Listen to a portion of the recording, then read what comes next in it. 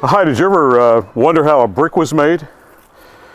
Well, take that winding road and come to Salem County. We're here for some serious preservation. We're representing the Salem City Preservation Society, and we're here saving our project house at 67 Broadway in Salem City.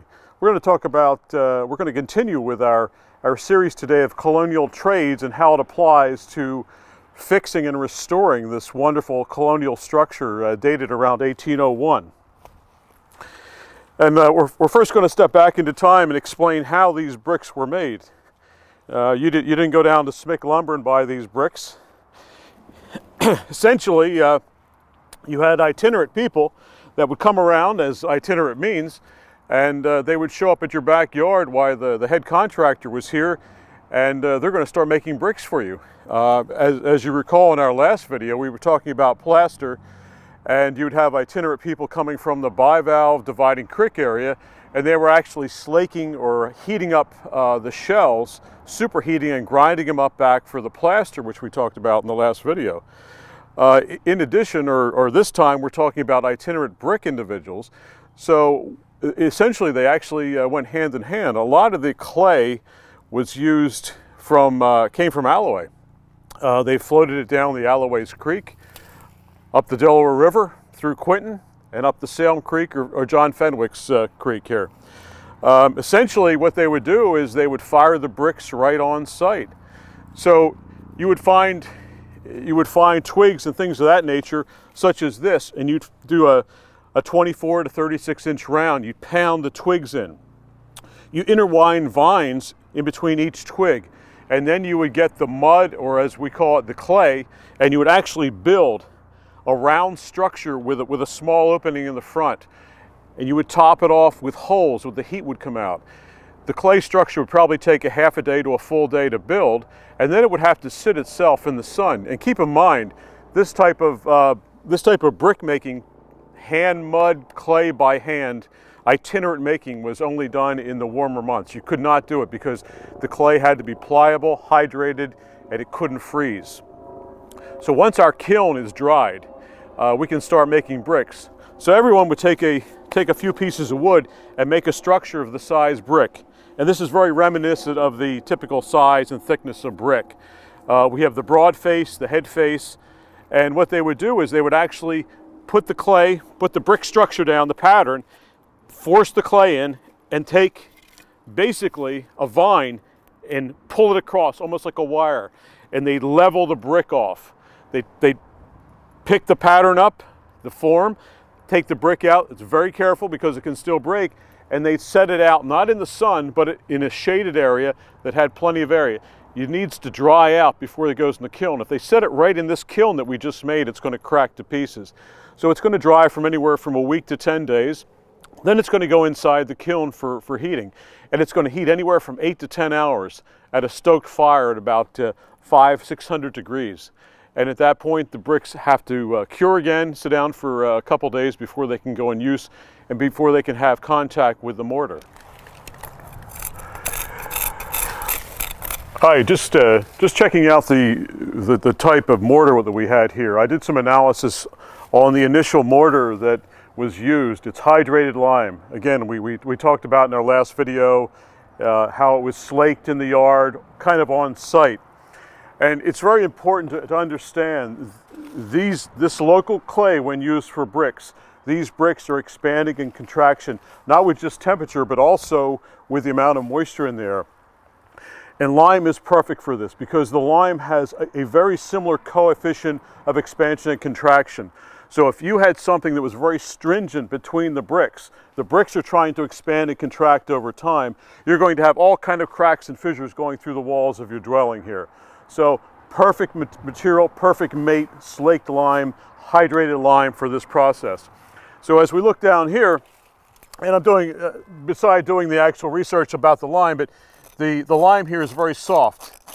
And typically you want to go in approximately 2 to 2.5 to 3 times the width of your normal point between bricks. That's how far we want to dig in and to get to some good hardened lime. So when repointing, or this is actually called tuck pointing. The problem that we're having right here now, up and beyond digging out, is that some uninformed individual, probably back 50, 100 years ago, came back and he repointed. He repointed in Portland cement.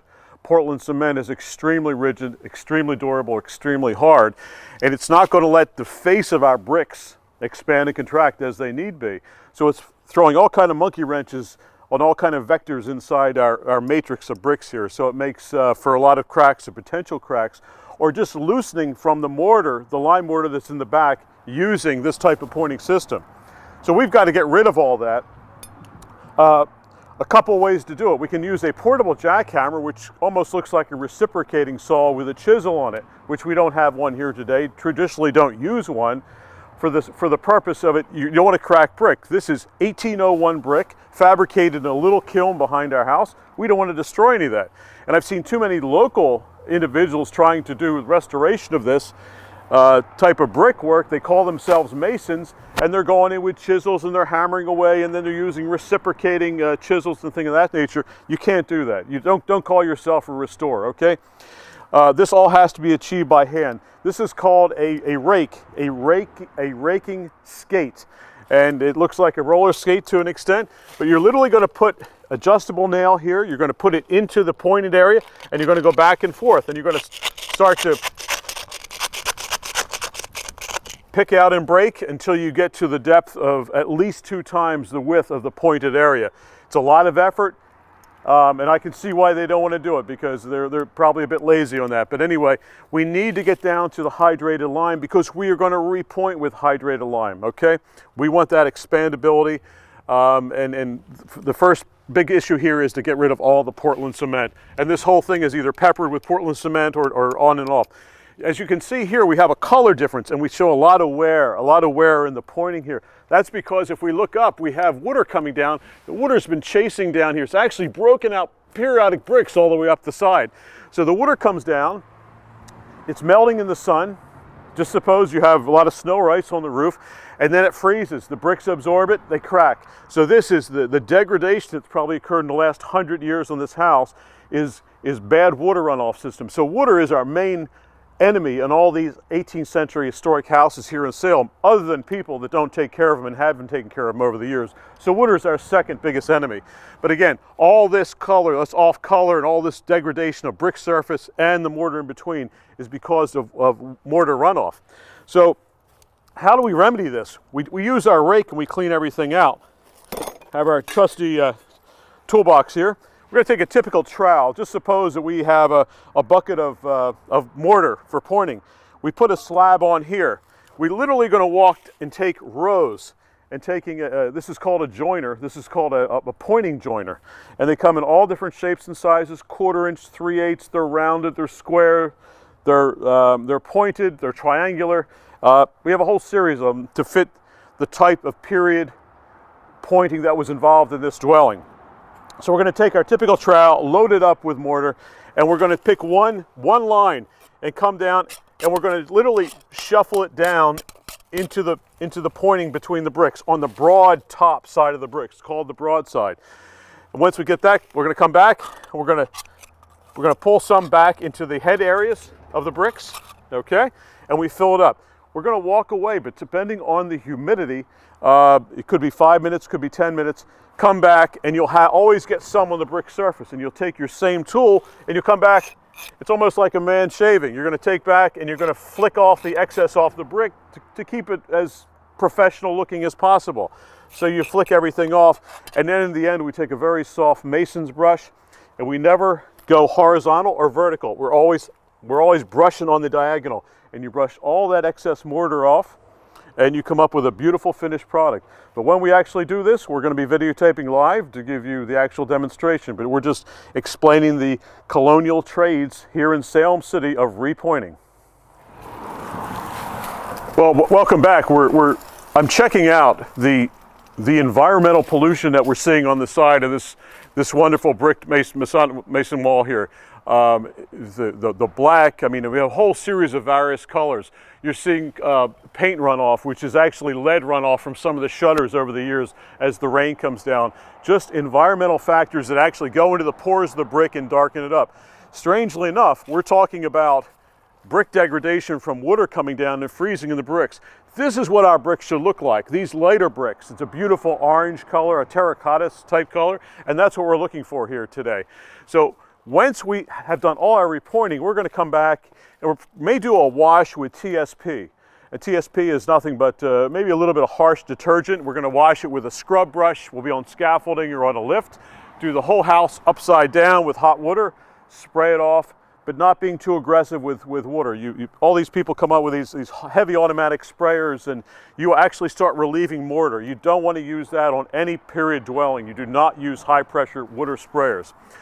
But probably in the end, traditionally in the conservation modes, architectural conservation circles, we're going to use two different types of acids that are going to go in here. They're very caustic.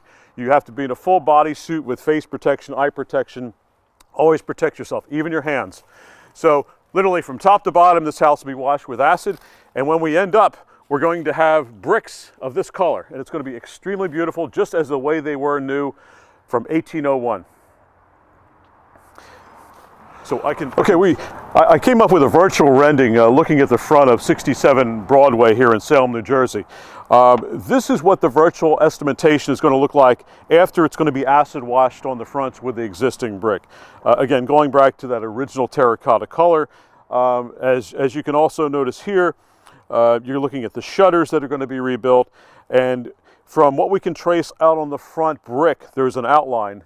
There's an outline of a pyramid-style pediment that was once there, instead of this extremely watered-down pediment on the other side of the house. But remember, this was one dwelling with 8 fireplaces at one time, with the door plunked right in the center. No dormers. The dormers have come off. This is showing you a cedar shake roof that's going to go back on the house.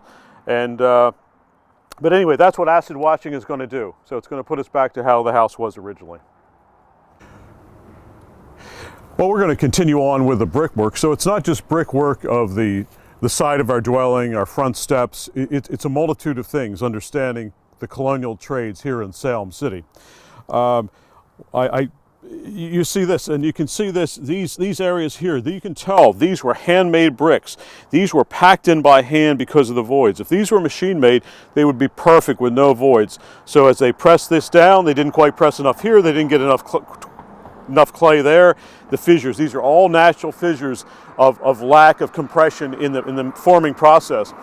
But sometimes we find happened, a couple hundred years ago, that somebody may have left the bricks in too long. Instead of getting this beautiful terracotta brick when it was cleaned up, it's going to come out looking white, looking almost black. So that's called a clinker. And today, as you roam around Salem County, you're going to find a series of houses with patterned brick ends, with dates, some with initials, some with diaper pattern ends on them.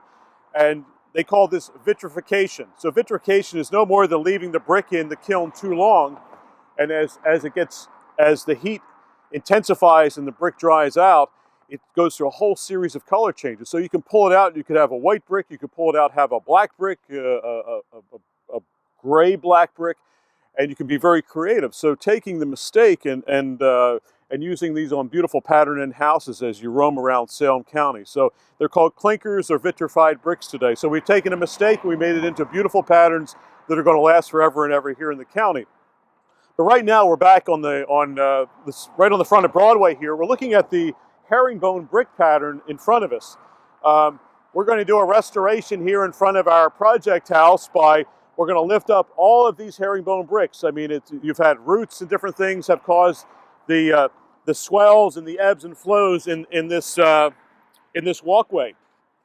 So over here, we're finding that all this dirt is migrated from excessive rain. Actually, this is about 12 feet of herringbone pattern here.